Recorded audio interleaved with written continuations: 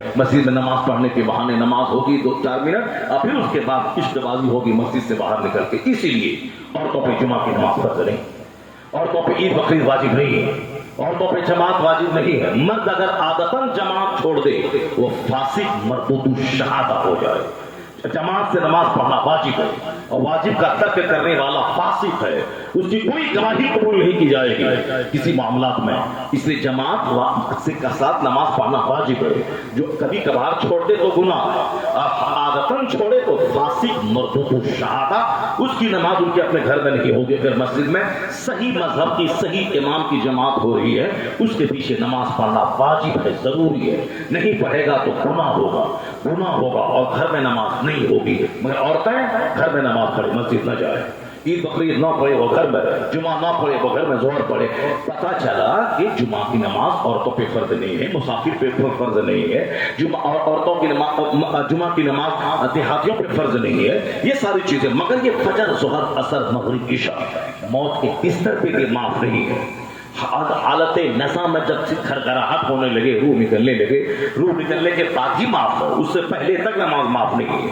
نہیں کھڑے ہو سکتے ہو تو لیٹ کے, بیٹھ کے, بیٹھ نہ سکتے ہو تو لیٹ کے, لیٹ نہیں سکتے ہو تو اشارے سے جیسے وہ پڑھنا ہے. غسل کرے اگر فرض ہے تو, اس کے بعد وضو کرے اگر بے وضو ہے, اور وضو بھی نہیں کر سکتے ہیں تو پھر آپ مٹی سے تیمم کر لیں. مگر کسی حالت میں نماز معاف نہیں ہے. سفر میں, حضر میں, مسافر کے سب پہ نماز ہے, پڑھنا ضروری ہے. لیکن آپ دیکھ سکتے ہیں کہ کتنے لوگ نمازی ہیں مسجد میں. اگر اللہ کا عذاب نازل ہو, کافروں کے دل سے ہماری ہیبت مٹ جائے, یہ کافر ہمیں صفحہ ہستی سے مٹانے کی قسم کھا لیں, ہم خوف و ہراس میں جینے لگیں, خطرناک ماحول میں جینے لگیں, یہ ہماری بدعملی کا نتیجہ ہے. ایک وقت کی نماز چھوڑنے کے بدلے میں روزی ہماری چھینی جا سکتی تھی مگر نہیں چھینی. آدمی زمین میں دھس سکتا تھا مگر نہیں دھسا. ان کا چہرہ جانوروں کی طرح ہو سکتا تھا, نہیں ہوا. اللہ تبارک و تعالیٰ اچانک بیماری دے سکتا تھا, نہیں دیا. اس کا مطلب ہے کہ اللہ کا فضل عظیم ہے. میں گناہ کرتا ہوں پھر بھی اللہ ہمیں ہمارے جرم کی پردہ پوشی فرماتا ہے. اللہ ہمارے جرم پہ پردہ ڈالتا ہے. اللہ ہماری روزی نہیں چھینتا ہے. اللہ ہم پر آسمان سے پتھر کی بارش نہیں کرتا ہے.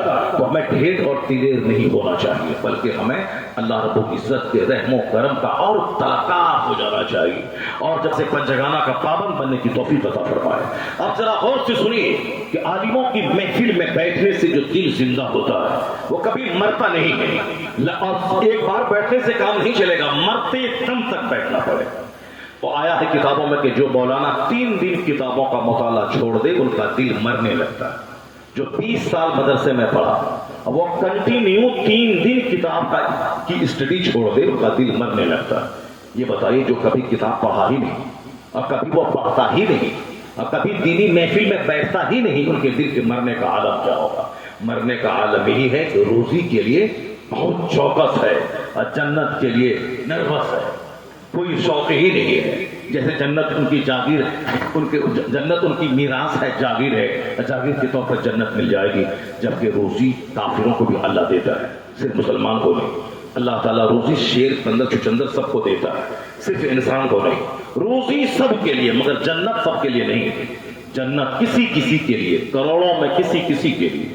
جو جنت سب کے لیے نہیں ہے, کیونکہ بہت سارے لوگ ہیں کلمہ پڑھتے ہیں, مسلمان ہیں, مرنے سے پہلے کافر ہو گئے. بہت سارے لوگ سنی سہول عقیدات سلام فاتحہ میلاد قیام سب کرتے تھے, مرنے سے پہلے پکا سلح کلی اور وہابی قادیانی دیوبندی ہو گئے, نجدی ہو گئے. مرنے سے پہلے خاتمہ بالخیر نہیں ہوا, خاتمہ بالشر ہو گیا اس کا, یعنی کفر کی حالت میں موت ہو گئی تھی. ان کا انجام دیکھنے کے بعد ڈر جانا چاہیے کہ آج مسلمان ہیں اور مرتے دم تک مسلمان بنے رہنا کوئی ضروری نہیں ہے. جس طرح وہ مسلمان تھا, سلام پڑھتا تھا, فاتحہ پڑھتا تھا, قیام کرتا تھا, لیکن مرنے سے پہلے قیام کے خلاف بولنے لگا, سلام کے خلاف بولنے لگا, اعلیٰ حضرت کو گالی دینے لگا, مسلک اہل سنت و جماعت کا پکا مخالف اور اینٹی ہو گیا. پہلے وہی جلسہ کرواتا تھا, اعلیٰ حضرت کا نعرہ لگواتا تھا, لوگوں کو کہتا تھا خبردار کوئی پہلے سے کھڑا ہو کے تکبیر نہ سنے, حی علی الصلاح, حی علی الفلاح کے وقت میں کھڑا ہو. لیکن بعد میں ایسا پلٹا کھایا کہ پہلے سے یہ ہاتھ پکڑ کے کھڑا کر رہا ہے رضا خانی خبر کھجوا رضا کا ماننے والا کھڑا بیٹھا رہتا کھڑا ہوتا فلاں ولی فلاں خانقاہ فلاں یہ فلاں وہ پہلے سے کھڑے ہوتے ہیں اور یہ رضا خانی رضا کا ماننے والا یہ حی علی الفلاح کے وقت میں کھڑا ہوتا ہے. اب وہ رضا خانی ہو کر کہہ رہا ہے, اب وہ رضا کا ماننے رضا کا غلام کہہ رہا ہے, مسلک اعلیٰ حضرت کو ایک نیا مسلک کہہ رہا ہے, امام احمد رضا کے خلاف بول رہا ہے. یہ امام کب سے امام تو 4 ہی ہے, یہ 5واں امام کہاں سے آ گیا؟ اس چوک چوراہے پہ جیسے بہت سارے بڑبڑ کرتے رہے تھے. یعنی پہلے مسلمان تھا, مرنے سے پہلے کوئی کفر پکا کافر ہو گیا. اس لیے آج ہم مسلمان ہیں, ایسا نہیں کہ مرتے دم تک مسلمان ابھی بنا رہے گا. اس کے لیے ہمیشہ چوکس رہنا پڑے گا, چوکنا رہنا پڑے گا کہ ایمان خطرے میں نہ پڑے, ایمان لوٹے نہیں. کہاں جانے سے ایمان لوٹتا ہے, کون سی بات سننے سے ایمان پختہ ہوتا ہے, کن کے پاس جانے سے ایمان کے لوٹنے کا اندیشہ, کن کا دامن تھامنے سے ایمان کا پختہ رہنے کا مکمل چانس ہے. تو ہر ان تمام راستوں کو ڈھونڈنا پڑے گا جہاں ایمان مضبوط ہوتا ہے. ہر اس راستے سے بچنا ہوگا جس راستے پہ چل کے ایمان خطرے میں پڑ سکتا ہے.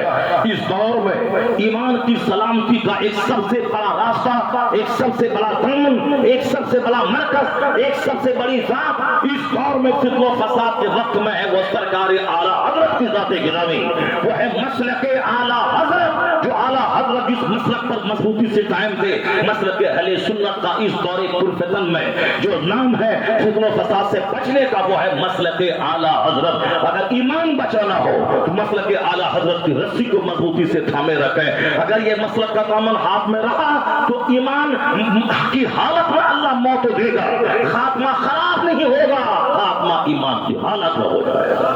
اور انما الاعمال بالخواتین, اعمال کا کاروبار خاتمے پر ہوتا ہے. خاتمہ اچھا, انت بھلا تو سب بھلا, اور انت اگر بگڑ گیا تو سارے اعمال کا.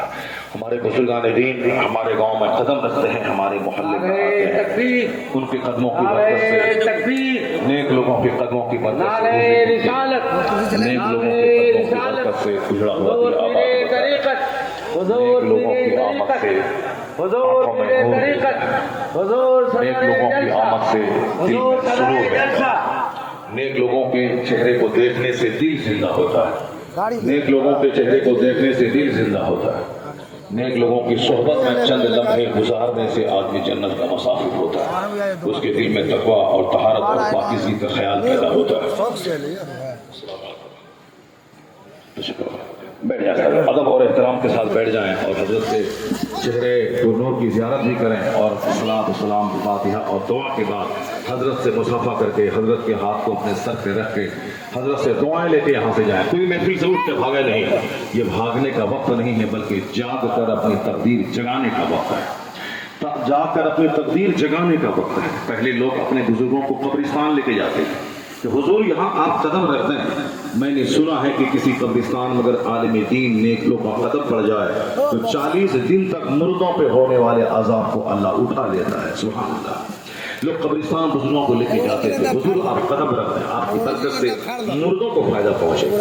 پہلے لوگ نیک لوگوں کو اپنے محلے میں لاتے تھے کہ حضور آپ کے قدم پڑ جائیں تو ہمارے محلے میں جو وبا ہے, جو بلا ہے, جو شریر قسم کے جنات کا حملہ ہے, اور جو مصیبتیں ہیں, جو بے برکتی ہے, وہ ساری بے برکتی آپ کے قدموں کی برکت سے دور ہو جائے گی, اور ہمارے گھر میں, ہماری روزی میں, ہمارے بال بچوں میں برکتیں پیدا ہو جائیں گی. اور آج کل گھمنڈ اور غرور نے ہمارے چہرے کو اجاڑ دیا, ہمارے دل کو ویران کر دیا, ہم کو کہیں کا نہیں رکھا گھمنڈ اور غرور نے.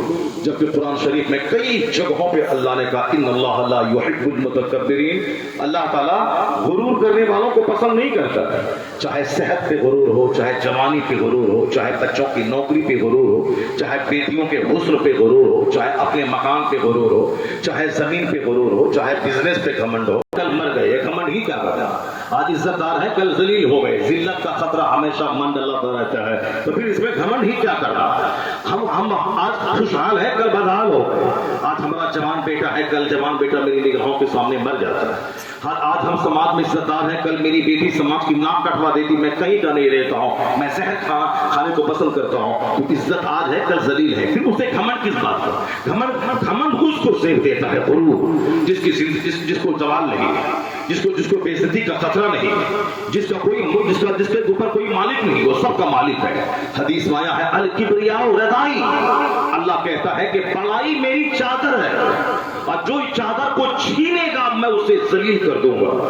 یہی وجہ ہے کہ زناکار شرابی کو ممکن ہے کہ سزا دنیا میں نہ ملے، لیکن مغرور کو مرنے سے پہلے اللہ سزا دیتا ہے، اس کو اپنے بال بچوں میں ذلیل کر دیتا ہے، وہ اپنے گھر سے کہیں نہ جائے، بیوی کے نزدیک اسے رسوا کر دیتا ہے، اگرچہ اپنے سماج سے باہر کہیں نہ جائے، سماج میں اسے اللہ ذلیل کر دیتا ہے۔ مغرور متکبر کو اللہ مرنے سے پہلے ذلیل کر کے بتا دیتا ہے۔ اتنا خطرناک جرم ہے کہ جس کی سزا آخرت میں تو بڑی ہوگی، اس سزا کی جھلک دنیا میں ہوتی۔ اور ایک گناہ ہے ماں باپ کی نافرمانی، اس نافرمان کو بھی اللہ دنیا میں مرنے سے پہلے سزا دیتا ہے، کیونکہ اللہ پیدا کرنے والا ہے، لیکن جس کے ذریعے بندے کو دنیا میں بھیجتا پیدا کرتا ہے وہ ہے ماں باپ۔ ماں باپ مادھیم ہے جس کے ذریعے اللہ ہم کو پیدا کرتا ہے۔ حقیقی خالق اللہ رب العزت ہے، اور ہم جس کے ذریعے سے دنیا میں آتے ہیں وہ ماں باپ ہیں۔ باپ کے سینے، ماں باپ کی ریڑھ کی ہڈی اور ماں کے سینے کی ہڈی سے جو پانی کے قطرے نکلتے ہیں اور ماں کے یوٹیرس میں جو جمع ہوتے ہیں، اسی میں ناک نقشے کی تعمیر ہوتی ہے، اور پھر میں ماں کے شکم سے دنیا میں قدم رکھتا ہوں۔ یہ ہے مادھیم ہے ماں، مادھیم ہے باپ۔ اسی لیے قرآن شریف میں انشکر لی ولوالدیک، کہ تم میرا شکر ادا کرو اور اپنے ماں باپ کا شکر ادا کرو، کہ پیدا تو میں نے کیا ہے تجھ کو، لیکن ماں باپ کے ذریعے سے تجھ کو پیدا کیا ہے۔ یہ مادھیم ان کا شکر ادا کرو۔ تو جو ہمارے پیدا ہونے کا مادھیم ہے، اسی کو آنکھ دکھلانا، اسی کے سامنے عقل کے بولنا، اسی کو نوکرانی سمجھنا، اسی کو اپنی بیوی کو ان کی بات پہ ترجیح دینی ہے، بیوی کی غلامی کرنی ہے اور ماں باپ کو سائڈ کر دینا ہے، تو اس مجرم کو تو سزا مرنے سے پہلے اللہ دیتا ہے۔ اس صورت میں ان کی اولاد کو نافرمان بنا کے دیتا ہے۔ جو باپ کو یہ 5 بار گالی دیا تھا تو اب اس کا بیٹا اس کو 50 بار گالی دے گا۔ اگر اس نے اپنے باپ کا ہاتھ پکڑا ہے تو اس کا بیٹا مرے ہوئے کتے کی طرح اس کا ہاتھ پکڑ کے گھسیٹے گا۔ میں نے اپنی نگاہوں سے آج سے 40 سال پہلے اپنے گھر کے سامنے ایک بوڑھے کو دیکھا، اس کا جوان بیٹا بالکل جیسے کوئی مری ہوئی بکری، مرا ہوا کتا گھسیٹ کر لوگ کٹے میں پھینکنے لے جاتا ہے، اسی طرح اس زندہ باپ کو گھسیٹ رہا تھا، اور لوگوں کا اکٹھے مارتا مجمع تھا جو اس ذلت کے تماشے کو دیکھ رہا تھا۔ اس وقت غالباً ہماری عمر 8 یا 10 سال رہی ہوگی۔ والد صاحب نے مجھ سے بتایا کہ جس طرح تم دیکھ رہا ہے ان کو کہ یہ گھسیٹا جا رہا اپنے بیٹے کے ہاتھ میں، اسی طرح میں نے بھی بچپن میں دیکھا تھا یہ گھسیٹا جانے والا شخص یہ بھی اپنے باپ کو اسی طرح گھسیٹا تھا، یہ بھی اپنے باپ کو اسی طرح گھسیٹا تھا۔ کوئی کتاب، کوئی ناول، کوئی کہانی، کوئی فلم یا کسی اخبار میں نہیں پڑھا ہوں میں، یہ میری اپنی ذاتی زندگی تجربہ ہے جو میرے والد نے مجھ سے کہا اور جو کچھ میں نے اپنی آنکھوں سے دیکھا۔ اس لیے ماں باپ کے نافرمان کو مرنے سے پہلے سزا دیتا ہے، اور ایک مغرور اور متکبر ہے اس کو سزا دیتا ہے۔ جو مسجد کے متولی بنا مغرور ہو گیا، مدرسے کا مینیجر بنا مغرور ہو گیا، چھوٹی سی نوکری ملی مغرور ہو گیا، اچھا کھایا پیا پہنا اوڑا مغرور ہو گیا، تھوڑی سی عزت ملی مغرور ہو گیا، بیٹی خوبصورت داماد نوکری والا مل گیا مغرور ہو گیا، دکان اچھی چلنے لگی مغرور ہو گیا۔ تو ہم سے زیادہ آپ کو تجربہ ہوگا کہ شہر میں وہ دکان جہاں ہر وقت کسٹمر کی بھیڑ رہتی تھی، آس پاس کی ساری دکانوں پہ مکھیاں بیٹھتی تھی، لیکن 10-20 سال کے بعد ایسا وقت آ گیا کہ اب ان کی دکان میں مکھی بیٹھنے لگی جو کسٹمر سے اچھی باتیں نہیں کرتا تھا۔ وہ سمجھتا تھا کہ میرا یہ اپنا حق ہے کہ سارے لوگ میرے پاس آتے ہیں، میں مال کی کوالٹی دیتا ہوں، میں صاحب وقت پہ دکان کھولتا ہوں، یہ ہماری کوالٹی ہے جس کی بنیاد پہ میری دکان چلتی ہے۔ وہ ساری کوالٹی رہ جاتی ہے، دکان ٹھپ ہو جاتی ہے۔ عزت دینے والا اللہ کا کہتا ہے الکبریاء ردائی، بڑائی میری چادر ہے، میں بڑا ہوں، میرا کوئی خدا نہیں، میں سب کا خدا ہوں، میں زمین آسمان کا خالق، میں سب کا مالک، میرا کوئی مالک نہیں، میں سب کا پیدا کرنے والا۔ بڑائی مجھے زیب دیتی ہے، بڑائی میری چادر ہے، میں ہوں بڑا، میں ہوں ساری کائنات کا خالق، اور جو میری چادر کو چھینے گا میں اسے ذلیل اور رسوا کر دوں گا۔ اسے نیکوں کی صحبت میں بیٹھنے سے گھمنڈ دور ہوتا ہے، نیکوں کے پاس چٹائی پہ بیٹھنے سے گھمنڈ دور ہوتا ہے۔ میں نے کیا کہا، جو لوگ ماسٹر ٹیچر پروفیسر प्रोफेसर, अच्छे बिजनेसमैन है, वो जलसे में नहीं आते, उसे बोरा पे बैठने में बोरियत का एहसास होता है। लेकिन तुम्हें मालूम है जो पूरी रुए जमीन का बादशाह था जनाब सुलेमान अलैहिस्सलाम, वो हवा पे तख्त बिछता था। 1 महीने का सफर सुबह, 1 महीने का सफर शाम, लेकिन इबादतगाह में बैठकर मिस्कीन के बदन से अपना बदन मिला लेते थे और क्या कहते थे कि मिस्कीन से मिल गया। रुए जमीन का बादशाह, 4 ही बादशाह थे जो पूरी दुनिया में रुए जमीन के बादशाह हुए, वरना हिंदुस्तान का बादशाह अलग, पाकिस्तान का अलग, इराक का अलग, शाम का अलग, फिलिस्तीन का अलग, जॉर्डन का अलग, मिस्र का अलग, यमन का अलग, सऊदिया का अलग, ये अलग अलग बादशाह। ये 4 बादशाह हैं जो पूरी धरती के बादशाह हुए। उसमें से एक नाम जनाब सुलेमान। इतने बड़े बादशाह, पैगंबर, नबी, और वो मिस्कीन के साथ बैठकर अपना बदन उससे मिला लेते हैं। और हमें मिस्कीन के साथ बैठने में शर्म आती, ताकि उनके बदन की बदबू मेरे बदन में ना आ जाए, उनके बदन की बीमारी मेरे बदन में ना आ जाए। कौन गरीबों के साथ बैठेगा? अगर मर्तबा चाहते हो तो हुजूर कहते मन तवाज़ा लिल्लाहि रफ़अहुल्लाह, जो अल्लाह के लिए झुक जाता है अल्लाह उसे बुलंद कर देगा। नरमी सीखें, सॉफ्टनेस सीखें, तवाज़ु सीखें, आजिज़ी सीखें, दिल में बुर्दबारी सीखें। मुस्लिम समाज को आज घमंड ने उजाड़ दिया है, मुस्लिम समाज को आज गुरूर ने तोड़ दिया है, मुस्लिम समाज को आज बड़ाई और बरतरी के